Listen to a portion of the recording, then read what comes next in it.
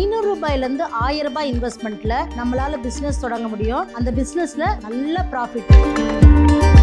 Embroidering work, tailoring ஒர்க்லாம் பண்றாங்களோ கிரியேட்டிவா வந்துடும். அந்த கிரியேட்டிவா பண்ணுங்க, அதை கீ செயினாவும் மாத்துங்க. நிறைய பேர் இன்வெஸ்ட்மெண்ட்டை போட்டுடுறாங்க, அதுக்கப்புறம் பராமரிக்க தெரியல, கண்ணு பிதுங்கி போயிருக்காங்க. ஏன் கவிதா அப்படி சொல்றீங்கன்னு கேக்குறீங்களா? ஏன்னா மைக்ரோ கிரெயின்ஸ் ரொம்ப இன்ட்ரெஸ்ட்.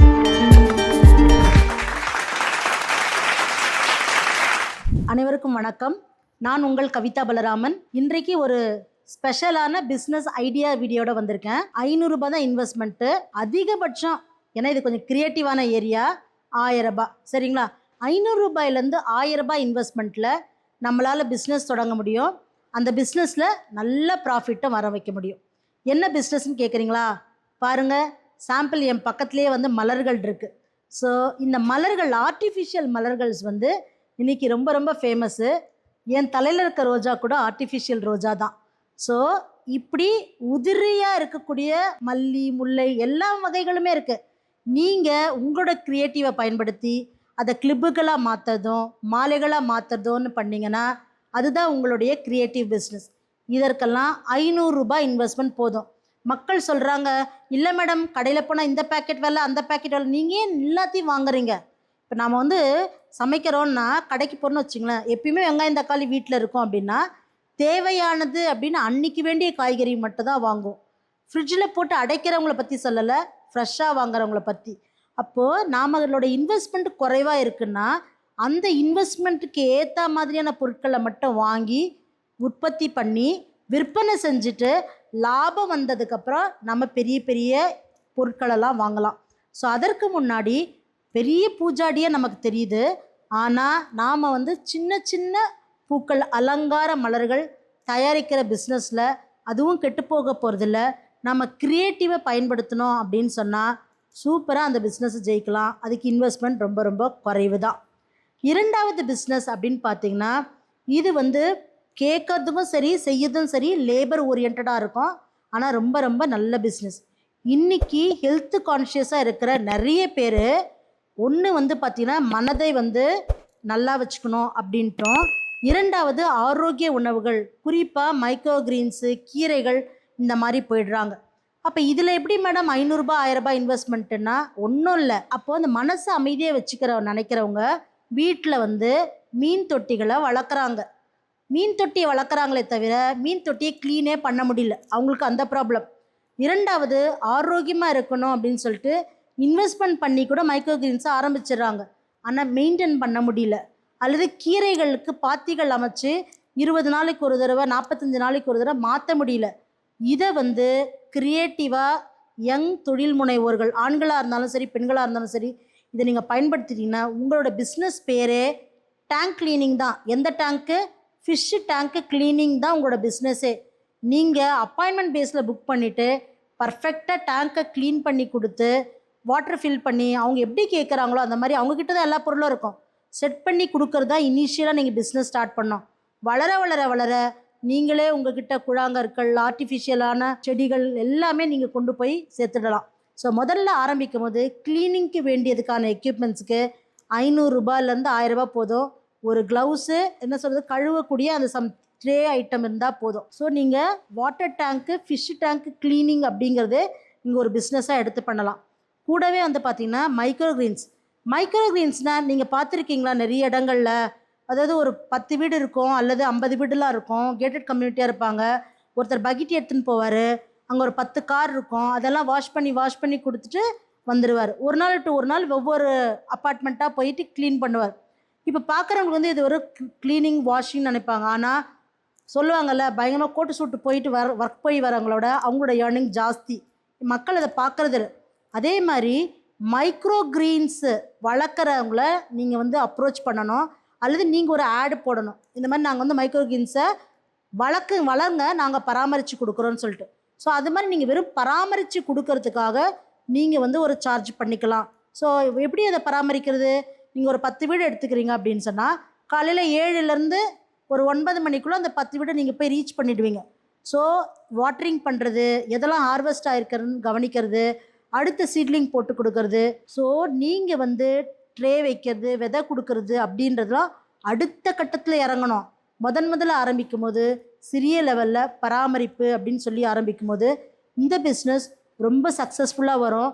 ஏன்னா நிறைய பேர் இன்வெஸ்ட்மெண்ட்டை போட்டுடுறாங்க, அதுக்கப்புறம் பராமரிக்க தெரியல, கண்ணு பிதுங்கி போயிருக்காங்க. ஏன் கவிதா அப்படி சொல்கிறீங்கன்னு கேட்குறீங்களா? ஏன்னா மைக்ரோ கெயின்ஸு ரொம்ப இன்ட்ரெஸ்டிங்கான விஷயந்தான். ஆனால் அது ஒரு குட்டி விவசாயம் மாதிரி. எப்படி வந்து விவசாயம் அப்படின்னா விவசாயி காலையில் எழுந்து எல்லாத்தையும் பார்க்குறாரோ அதே மாதிரி இதை பார்க்கணும். அப்படி பார்க்கலனா இந்த பிஸ்னஸ்ஸு சரியாக பண்ண முடியல. அதனால அவங்களுக்கு ஒரு ஹேண்டி, ஒரு கை தேவைப்படுது. அதை நம்ம ஒரு வாய்ப்பாக பயன்படுத்தி நாம் நம்மளோட பிஸ்னஸாக வளர்த்துக்கலாம். மூன்றாவது பிஸ்னஸ் அப்படின்னு பார்க்கும்பொழுது ஸ்மால் இன்வெஸ்ட்மெண்ட், 500 ரூபாயிலேருந்து 1000 ரூபாய் பிஸ்னஸ்ஸு அப்படின்னா இன்றைக்கி ரொம்ப ரொம்ப கஷ்டமான ஒரு விஷயம் என்னென்னு பார்த்திங்கன்னா குழந்தைகளை பராமரிக்கிறது, குழந்தைகளை பார்த்துக்கிறது இன்றைக்கி ரொம்ப ரொம்ப கஷ்டம். இப்போ படித்தவர்களாக இருக்கிறீங்கன்னா ஹோம்ஸ் டியூஷன்ஸ் போய் எடுத்துருங்க, அது ஒரு பிஸ்னஸ் ஐடியான்னு சொல்லலாம். ஆனால் நிறைய பெண்கள் நாங்கள் படிக்கலை, செய்யலை, ஆனால் எங்களால் வந்து வேறு இன்வெஸ்ட்மெண்ட் எதுவும் பண்ண முடியல அப்படின்னு சொல்லும்பொழுது கூட உங்களுடைய சின்ன வேலை என்னென்னா ஒரு 500 ரூபாய் 1000 ரூபாய் இன்வெஸ்ட்மெண்ட்டில் நிறைய ட்ராயிங் நோட்ஸு, ஸ்கெச்சஸ் நீங்கள் வாங்கி வச்சுட்டா போதும். நிறைய பேருக்கு பேரண்ட்ஸ்க்கு வந்து பார்த்திங்கன்னா கிளாஸஸ் போட்டால் கூட அவங்களால அவங்க குழந்தைங்கள என்கேஜ் பண்ண முடியல. நீங்கள் அவங்க வீட்டுக்கே போயிட்டு 1 மணி நேரம் 2 மணி நேரம் அந்த குழந்தைங்கள பார்த்துக்கிறது தான் உங்களோட வேலை. அந்த பார்த்துக்கிற டைமில் நீங்கள் என்கேஜ் பண்ணுவீங்க. எப்படின்னு பார்த்தீங்கன்னா ஸ்கெட்சிங் பண்ணுறது, கலரிங் பண்ணுறது, அவ்வளவுதான். ஸோ தட் அவங்களோட டிஸ்ட்ராக்ஷன் ஆகாமல், டிவிக்கு போகாமல், ஃபோனுக்கு போகாமல் உங்களோட அவங்க ஒரு 2 ஹவர்ஸ் 1 ஹவர்ஸ் இருக்காங்க அப்படின்னா அதுக்கு நீங்கள் சார்ஜ் பண்ணிக்கலாம். இது வந்து நகர்ப்புறங்களில் ரொம்ப நல்லா இந்த பிஸ்னஸ் போயிட்டுருக்கு. எங்கெல்லாம் வந்து இந்த மாதிரியான வாய்ப்புகளை பயன்படுத்திக்கலாம் நீங்கள் நினைக்கிறீங்களோ, அதாவது நம்ம வந்து பிஸ்னஸை நம்ம தான் க்ரியேட் பண்ணணும். ஸோ குழந்தைங்களை பார்த்துக்கிற ஸ்க்ரீச்சில் கொண்டு போய் விட்டுடலாம்ல அப்படின்னு நிறைய பேர் கேள்வி கேட்பாங்க. விடுறதுக்கு கூட பேரண்ட்ஸ்க்கு டைம் இல்லை. அப்படி இருக்கிற பேரண்ட்ஸ்க்கு நீங்கள் வீட்டிலே போயிட்டு 1 ஹவர் 2 ஹவர் பேபி சிட்டிங் பார்த்துக்கிறதுக்கு நீங்கள் ரெடினா அவங்க பே பண்ணுறதுக்கு ரெடி. ஸோ லோ இன்வெஸ்ட்மெண்ட்டில் பண்ணக்கூடிய சிம்பிளான பிஸ்னஸ் இது. 4வது வந்து பார்த்திங்கன்னா இன்றைக்கி நிறைய டெய்லர்ஸ் இருக்காங்க. எல்லாருக்குமே இன்றைக்கி வந்து ஸ்டிச்சிங் வந்து இன்ட்ரெஸ்ட் இருக்குது. நல்லா ஸ்டிச் பண்ணுறாங்க, நல்லா வந்து எம்ப்ராய்டரி ஒர்க் பண்ணுறாங்க. ஆனால் இதில் என்ன ஒன்றே ஒன்று பார்த்திங்கன்னா ஒரு தனி நபருக்கு ப்ளவுஸ் தைச்சி கொடுக்கறது அல்லது சல்வார் பண்ணி கொடுக்கறது, ஃப்ராக்கு, இப்படி வந்து ஃபோக்கஸ் பண்ணி பிஸ்னஸ் பண்ணுறாங்க. ஆனால் இன்றைக்கி வந்து க்ரியேட்டிவ் வேர்ல்டில் நீங்கள் வந்து ஒரு நபருக்கு, அதாவது குழந்தையிலேருந்து பெரியவங்களுக்கு தான் தைச்சி கொடுக்கணுன்னு இல்லை, உங்ககிட்ட நிறைய மினியேச்சர் ஃப்ராக்ஸு, ஸ்கர்ட்ஸு, ரொம்ப ரொம்ப அழகான கிளாத்தில் வச்சு செய்யக்கூடிய ஈவன் ஃப்ளவர்ஸாக இருக்கணும், எனிதிங் நீங்கள் வந்து செய்கிறீங்க, ரொம்ப அழகாக ஒன்று க்ரியேட் பண்ணுறீங்க. அல்லது ஒரு பொம்மை டால் இருக்குன்னா அந்த பொம்மை டாலுக்கே நீங்கள் ஒரு பார்பி டால்னு ஒரு எக்ஸாம்பிள் வச்சுக்கோங்க. நீங்கள் ஸ்கர்ட் அண்ட் இதெல்லாம் தச்சு தரதுக்கு ரெடியாக இருக்கீங்கன்னா அதை வாங்கிக்கிறதுக்கு மக்கள் ரெடியாக இருக்காங்க. நிறைய பேர் என்ன பண்ணுறாங்கன்னா இந்த மாதிரியான பழைய கிளாத்ஸை வச்சு பவுச்சஸ்ஸு, பேக்ஸு, அது மாதிரிலாம் தச்சு பண்ணுறாங்க. ஆனால் அதை விட இது ரொம்ப இன்னோவேட்டிவ் பிஸ்னஸாக எனக்கு தோணுது.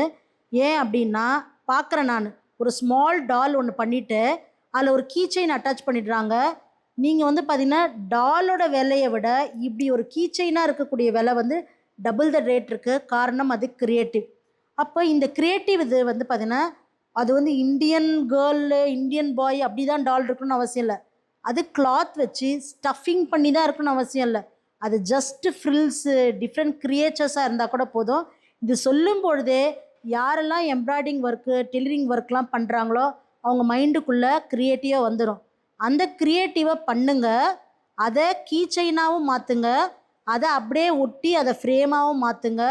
அவ்வளோதான். கிஃப்ட் ரேப் பண்ணுங்கள். அது ஒரு கிஃப்ட் பிஸ்னஸ்.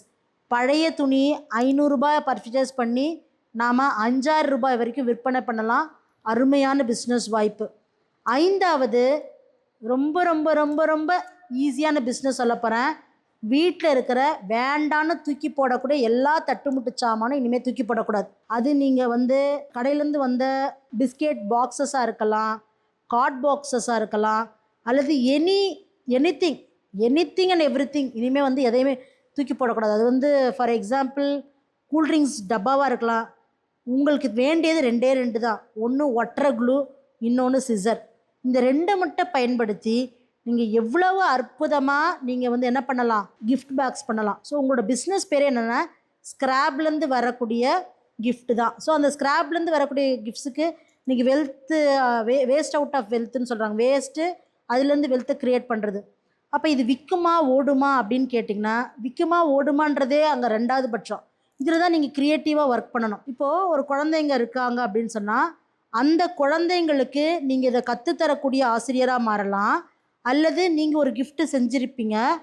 இந்த கிஃப்ட்டை நீங்கள் கொடுக்கக்கூடிய, கொண்டு போய் சேர்க்கக்கூடியது வந்து பார்த்திங்கன்னா ஒரு கார்ப்பரேட் நிறுவனமாக இருக்கணும். அப்போ இதுக்கெலாம் ரொம்ப மெனக்கடமே. அப்போ நகர்ப்புறத்தில் இருக்கவங்களுக்கு தானே இது செட் ஆகும் அப்படின்னு சொன்னால் அது உண்மைதான். இந்த மாதிரியான க்ரியேட்டிவ் இதை என்கரேஜ் பண்ணக்கூடியவங்க வந்து நகர்ப்புறத்தில் இருக்கிறாங்க. இப்போ கிராமப்புறத்தில் இருக்கவங்க எப்படி பண்ணலான்னு பார்த்தீங்கன்னா, கார்ட்போர்டு இதெல்லாம் விட்டுடுங்க. கிராமப்புறங்களில் உங்களுக்கு நிறைய மரக்கிளைகள், அப்புறம் வந்து பார்த்திங்கன்னா இலைகள், தழைகள், மலர்கள் இந்த மாதிரி நிறைய கிடைக்குது. எதை நீங்கள் எடுத்து ப்ரிசர்வ் பண்ணி ஒட்டி ஒரு அழகாக பண்ணாலும் அது இன்றைக்கி க்ரியேட்டிவாக பார்க்கப்படுது. அதாவது யார் க்ரியேட்டிவாக இருக்காங்களோ அவங்களுக்கு தான் இன்றைக்கி வேர்ல்டு. இதெல்லாம் பிஸ்னஸாக பண்ண முடியுமான்னு கேட்டால் பண்ணுறாங்க. பண்ணி நிறைய பேர் ஜெயிக்கிறாங்க. அதெல்லாம் எக்ஸாம்பிள் தான் சொல்கிறதுக்கு நம்ம இன்னொரு வீடியோவுக்கு தான் போனோம்.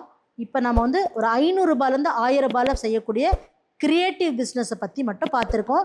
நிச்சயமாக உங்களுக்கு இந்த வீடியோ பிடிச்சிருக்கோன்னு நம்புகிறேன். மறக்காமல் கமெண்ட்ஸ் எழுதுங்க. கொஸ்டின்ஸ் எது இருந்தாலும் எழுதுங்க. கட்டாயமாக உங்களுக்கு பதில் சொல்கிறேன். மனமார்ந்த நன்றிகள்.